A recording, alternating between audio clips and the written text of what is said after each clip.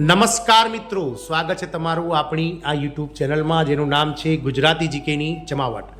તો 1 જુલાઈ 2025થી જ્યારે કેન્દ્ર સરકારના 48 લાખ કરતાં વધારે કર્મચારીઓ, 67 લાખ કરતાં વધારે પેન્શનર્સો કે જેઓનું સંખ્યાબળ દેશભરમાં 1.15 કરોડ કરતાં વધારે છે, તેઓ મિત્રો સાતમા પગાર પંચનો જે છેલ્લો મોંઘવારી ભથ્થાનો વધારો છે તેને લઈ અને મિત્રો સરકાર સામે મીટ માંડીને બેઠા છે। આપ સૌને જણાવી દઈએ કે 1 જાન્યુઆરી 2025થી લઈને 30 જૂન 2025 સુધીના જે all India consumer price index એટલે કે AICPIના આંકડા જે ભારત સરકારના શ્રમ વિભાગ દ્વારા બહાર પાડવામાં આવે છે તેના આધારે મિત્રો 1 જુલાઈ 2025થી મોંઘવારી ભથ્થું કેટલું મળશે તે સરકાર દ્વારા નક્કી કરવામાં આવશે। મિત્રો 31 મે 2025 સુધીનો જે AICPIના આંકડાઓ છે તે બહાર પડી ગયા છે। તેના અંતર્ગત મિત્રો જે મોંઘવારી ભથ્થું છે તે લગભગ 3% કન્ફર્મ થઈ ગયું છે, એટલે કે જે હાલમાં કેન્દ્ર સરકારના 1.15 કરોડ કરતાં વધારે કર્મચારીઓને 55% મોંઘવારી ભથ્થું અને રાહત ચૂકવવામાં આવે છે, તેમાં 3%નો વધારો 1 જુલાઈ 2025થી કન્ફર્મ થઈ ગયો છે।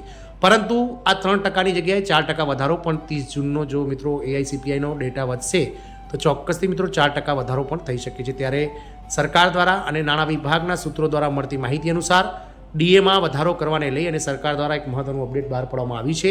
રક્ષાબંધન પછી એટલે કે આગામી 9 ઓગસ્ટે જ્યારે દેશભરમાં ભાઈ બહેનના પવિત્ર તહેવાર રક્ષાબંધનના પાવન પર્વની ધામધૂમથી ઉજવણી થશે, ત્યારબાદ મિત્રો ભારત સરકારના 1 કરોડથી વધારે કર્મચારીઓના પગારમાં મોંઘવારી ભથ્થા રૂપે વધારો જાહેર કરવામાં આવશે। તો જાણીએ વિડીયોમાં વિગતવાર કે મિત્રો શું કહે છે ઓલ ઇન્ડિયા કન્ઝ્યુમર પ્રાઇસ ઇન્ડેક્સનો આંકડાઓ અને રક્ષાબંધન બાદ એટલે કે ક્યારે મળનારી કેબિનેટ બેઠકમાં આના વિશે જાહેરાત થઈ શકે છે તેને લઈ અને વિડીયોમાં વિગતવાર ચર્ચા કરીએ। તો વિડીયોના અંત સુધી આપ બન્યા રહો।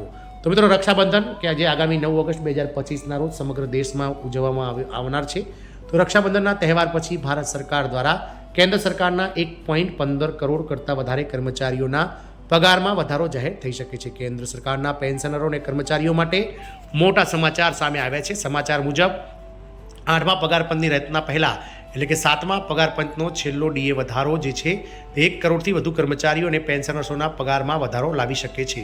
મીડિયા રિપોર્ટ્સ અનુસાર સમાચાર આવ્યા છે કે રક્ષાબંધન પછી તરત જ કેન્દ્ર સરકાર જુલાઈ 2025થી મોંઘવારી ભથ્થામાં 3થી લઈ અને 4%નો વધારો કરી શકે છે।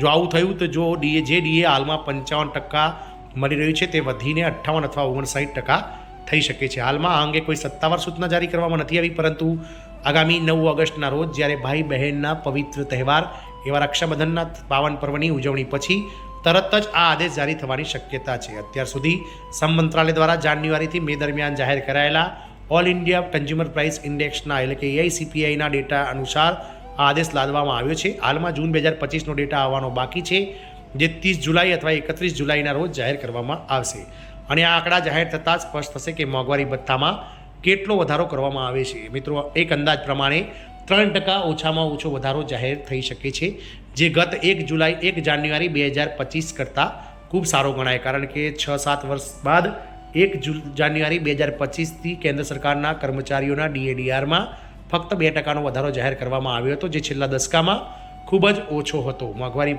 ભથ્થું વર્ષમાં કેટલી વાર વધે છે તો કેન્દ્ર સરકાર વર્ષમાં 2 વાર મોંઘવારી ભથ્થામાં વધારો કરે છે। પહેલો વધારો 1 જાન્યુઆરીથી લાગુ પડે છે, જ્યારે બીજો 1 જુલાઈથી લાગુ થાય છે। મોંઘવારી ભથ્થામાં વધારો ઓલ ઇન્ડિયા કન્ઝ્યુમર પ્રાઇસ ઇન્ડેક્સના ડેટા અર્ધવાર્ષિક ડેટા પર નક્કી થાય છે અને ડેટા જાન્યુઆરીથી જૂન અને જુલાઈથી ડિસેમ્બર દરમિયાન જાહેર કરવામાં આવે છે। ભારત સરકારના શ્રમ વિભાગ દ્વારા આ ડેટા જાહેર કરવામાં આવે છે। 2025માં 7મા પગાર પંચ હેઠળ આવતા કર્મચારીઓને મોંઘવારી ભથ્થામાં 2 વાર વધારો કરવામાં આવ્યો હતો, જે 53%થી વધીને જાન્યુઆરીમાં 55% થયો। તો હવે જુલાઈમાં ફરીથી મોંઘવારી ભથ્થામાં વધારો કરવામાં આવશે, જેની જાહેરાત રક્ષાબંધન પછી એટલે કે આગામી ઓગસ્ટ મહિનામાં થઈ શકે છે। ડીએમાં કેટલા ટકાનો વધારો થશે તો આપ સૌને જણાવી દઈએ કે આ વખતે જુલાઈમાં મોંઘવારી ભથ્થાનો જે ડેટાઓ છે તે ઓલ ઇન્ડિયા કન્ઝ્યુમર પ્રાઇસ ઇન્ડેક્સના ડેટા પર આધાર રહેશે। જાન્યુઆરી 2025માં all India consumer price index 143.2, ફેબ્રુઆરીમાં 142.8, માર્ચમાં 143.2, એપ્રિલમાં 143.5, મેમાં 144 અને હવે જુલાઈના આંકડા 30 અને 31 જુલાઈએ આવશે, જેના આધારે મોંઘવારી ભથ્થું તૈયાર કરવામાં આવશે। હાલમાં મોંઘવારી ભથ્થામાં 3%નો વધારો થવાની સંપૂર્ણ શક્યતાઓ છે। તમને જણાવી દઈએ કે રક્ષાબંધન પછી મોદી સરકાર દ્વારા કેબિનેટ બેઠકમાં જે આ વધારો જાહેર કરવાની શક્યતા છે અને ત્યારબાદ કર્મચારીઓને આગામી દિવાળીના તહેવારો પહેલાં એરિયસ સાથે મિત્રો આ તમામ કર્મચારીઓને મોંઘવારી ભથ્થું ચૂકવી દેવામાં આવશે। તો 7મા પગાર પંચનું આ છેલ્લો મોંઘવારી ભથ્થું જે છે તે